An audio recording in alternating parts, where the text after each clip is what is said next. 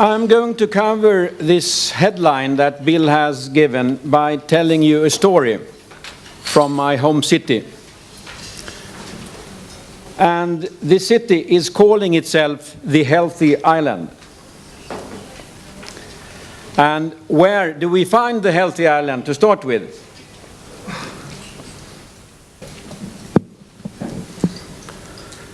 Coming closer to Sweden, coming closer to Stockholm, coming closer to the Olympic Stadium of Stockholm, where the Olympics 1912 took place. Just 1 kilometer approximately from this Olympic Stadium, you see a bridge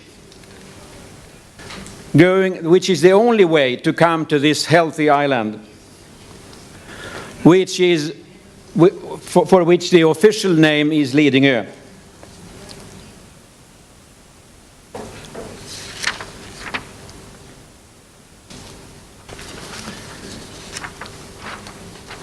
Lidingö is my hometown, and as Bill said, I'm the president of the local athletics club. And my background in athletics, besides what Bill said, is as an athlete many years ago, as a coach, and for almost 35 years a leader in the club. My professional background is in business, as Bill said. This city is a legally separate entity, one of the 270 cities in Sweden with its own political independence. Lidingö has approximately 40,000 citizens. The island is not very big, but it has big green areas and forests with many nice paths and courses to run on. Lidingö also has a very strong tradition in athletics. And the athletics club, already since the 30s, has been one of the 10, 20, 25 best clubs in Sweden. Occasionally we have been a bit better, but that's more an exception. Once upon a time, 1965, this is a picture from the Swedish Relay Championship, 4x1500 meter, during an area when the club was very strong in running. The guy who is taking the baton here was a couple of years earlier a part of the Swedish team to the European Championships 1962 on the 1500 meter. And the young guy that is leaving the baton 11 years later was the Olympic champion in steeplechase in Montreal.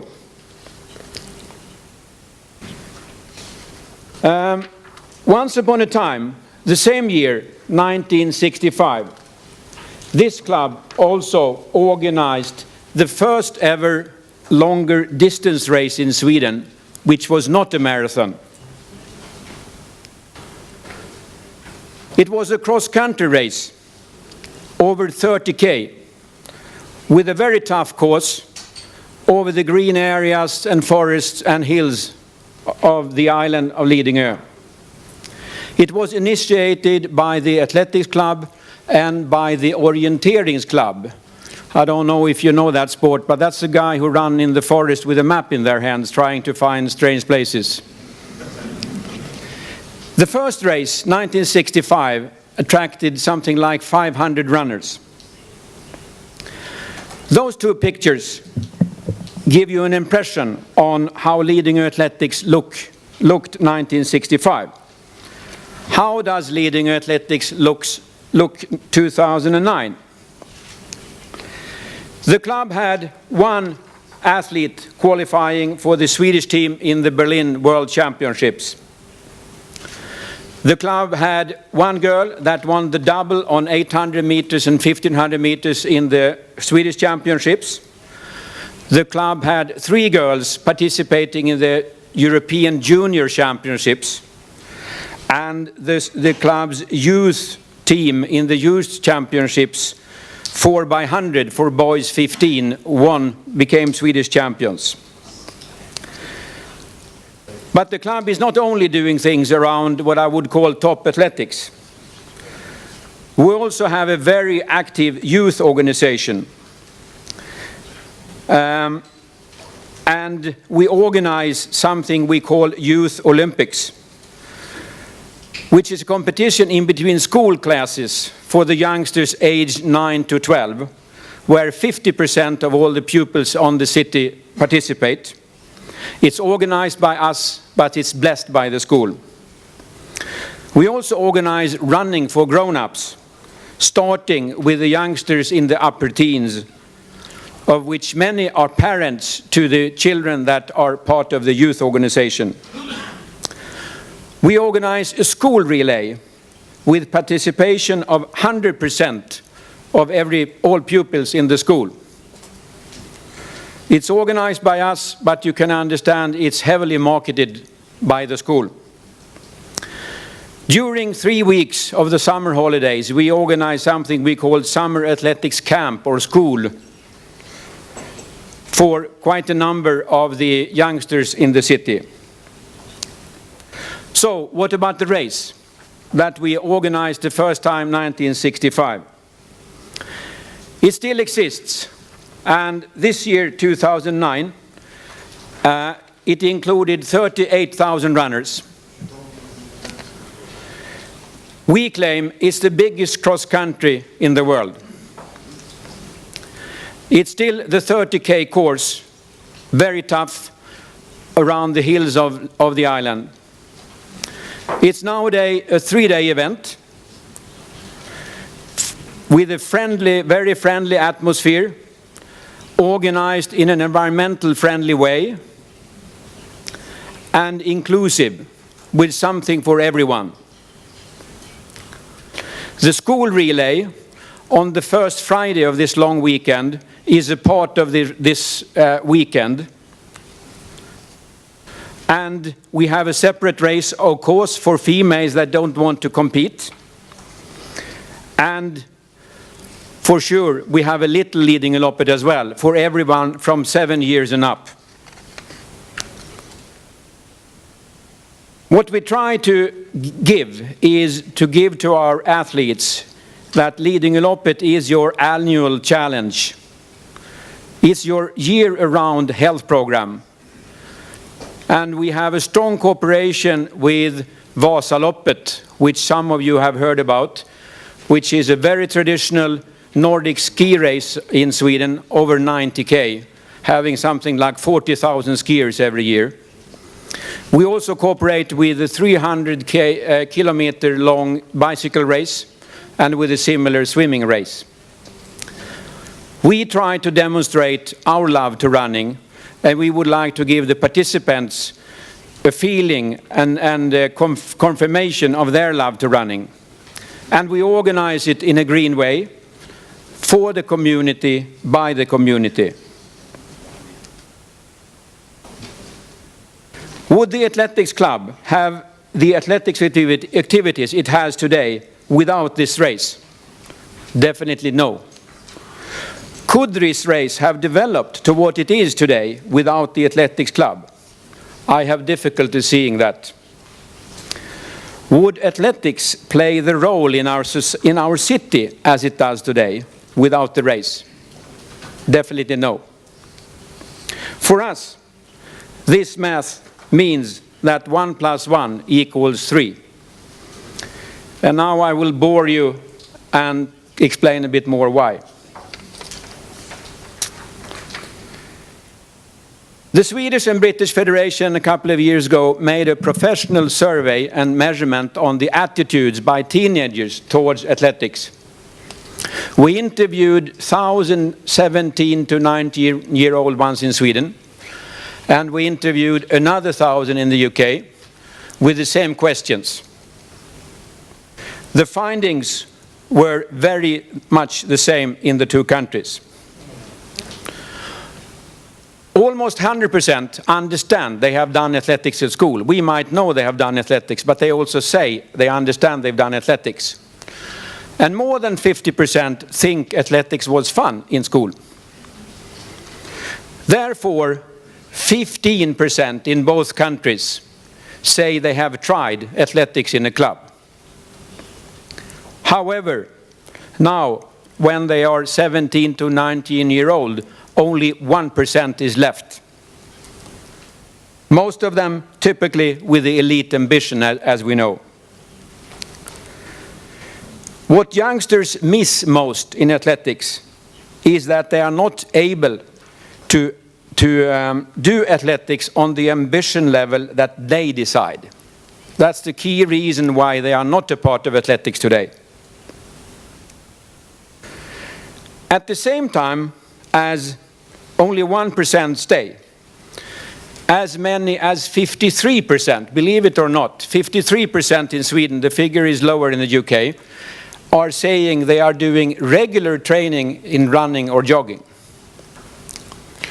Of course, more than half of this is doing running as parts of other training for other sports. But in Sweden, as many as 22% are doing regular jogging and running training outside any sports organization. Seen like this, running is our biggest sport of all. And that's why we in our club organize this school relay, and why we try to offer running training for grown-ups, teenagers. We also learned from this survey that the key reason why anyone of those ages would do athletics today, when they are 17 to 19, is families and friends. Far, far more important, especially in Sweden, than stars. And that's why, one reason why we try to develop our youth athletics into more of family athletics in our club. And that's also why we offer running training for parents in our club. So all these interests, I'm not saying we succeed fully, but all these interests we try to catch under the club umbrella. And if we succeed with this, we also will have more resources and competence to put in our race organization. And through the race organization, we will reach the community and market both our race and athletics in a quite different way.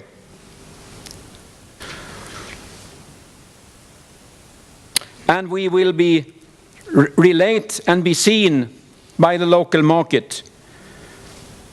Citizens, families, schools, runners. We are seen and we are becoming well known in the society. You may call this our business model if you like, and how we try to make 1 to 1 into 3. And therefore, when the city where I live was going to find a logo and a brand for the city, what is more natural in a community organizing the world's biggest cross-country race? A city that is flooded with runners during that weekend in September. What would be more natural that they call themselves to be the healthy island? And that's what happened. So if you go into the website of the city, one of the first things you will see that this is the healthy island. So if I'm saying now this 1 + 1 = 3, let me give one example what it means for the key resources for our club, the leaders.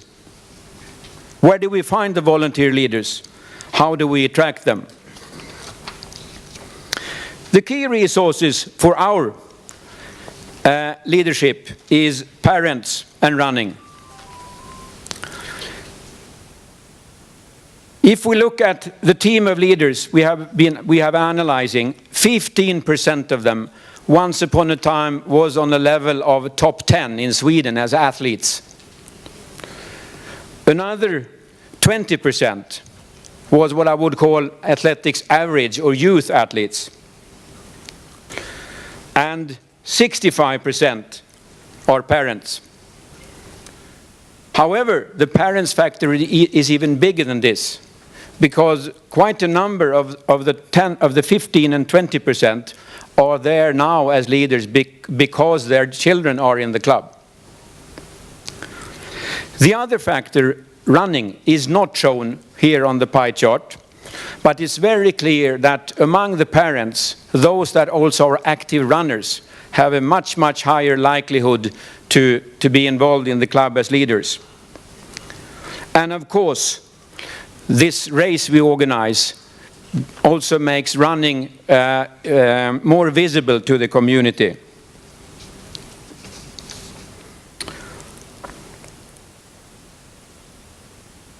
The other then key, how do you then turn on these guys to become a leader? Of course then, the key source for passion, that's our values. And then we come back to, we try to implement what I would call more market-oriented athletics values to attract these leaders. Of course, top performance value, that's our tradition, and that's a very important part in the base.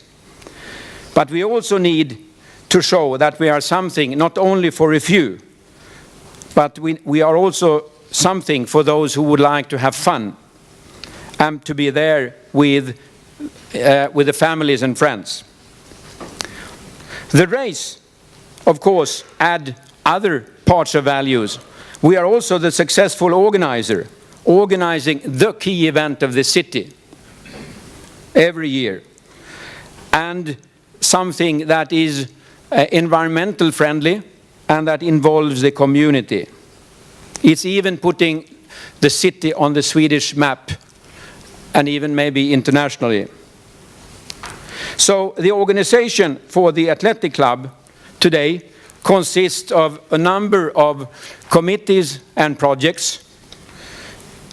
And in total, we involve 40 people in board or committee or project roles as organizational leaders.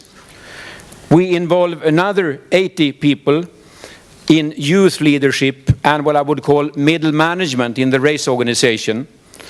And during the weekend, we involve approximately, I don't know if you see that here, 2,500 individual as officials during the race. So based on this, what requirements do we have to succeed from an athletics viewpoint and then from a club viewpoint? I think we need to use the athletics opportunities. I would say the huge athletics opportunities in running, health, and mass participation. We need to adopt a wider market view to attract different types of athletics interests, fun athletes, runners, etc. And we need to involve a broader community, become visible in the local society.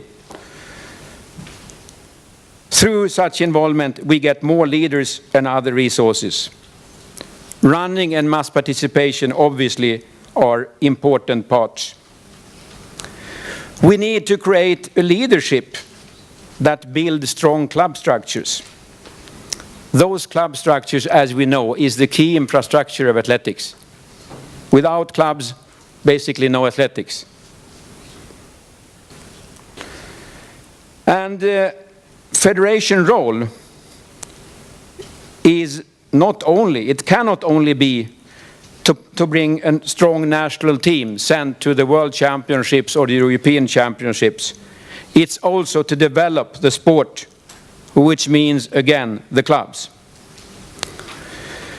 Even if the situation is slightly better today, I would say in Sweden, the big race organizers like my club has developed their races more in spite of the federation than due to the federation. And listening to other speakers here, the situation might be similar in other countries. Same thing is true for both EAA and IAAF, evidently. I hope this conference might be a start of something new. So, this was the story of the Healthy Island, how the athletic club and the race leading Loppet developed, and how we believe 1 + 1 becomes 3. How athletics, running and leading Loppet became an important part of our city. and how my home city even became the healthy island. And hopefully this story might give you some reflections of value for the rest of the conference. And now when you even know where I live, you might also come to visit, and you are very welcome, of course. Thank you very much.